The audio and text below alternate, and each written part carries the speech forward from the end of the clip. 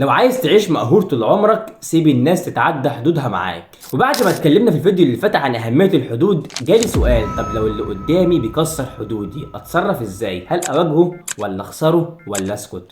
تعال اقول لك. واول خطوه انك تواجهه بلطف وتقول رايك بهدوء، بس ما تغلطش، ولو استمر كرر رسالتك وما تتنازلش، ولو برضه مكمل يبقى لازم توقف المسافه بينه، لان مش كل الناس ينفع تبقى قريبه. وخد بالك في ناس هتحترمك اكتر لما تاخد خطوتين لورا وتحافظ على حدودك. فلازم تحدد اولوياتك وتكون شجاع وتقول لا بادب وابتسامه ومن غير اعتذار، لان ربنا قالها لك ووضحها لك في القران الكريم: وان تعفوا وتصفحوا وتغفروا فان الله غفور رحيم. فالعفو مش معناه التنازل، العفو معناه انك تختار السلام النفسي. فاستعد بقى الفيديو الجاي هعرفك ازاي تستخدم ذكائك الاجتماعي عشان تكسب قلوب الناس من غير ما تفقد احترامهم ليك. وفي النهايه لو شايف ان الحدود مهمه فاعمل لاف وشير ومنشن لحد محتاج الكلام ده علشان يقفل الباب المفتوح بزياده.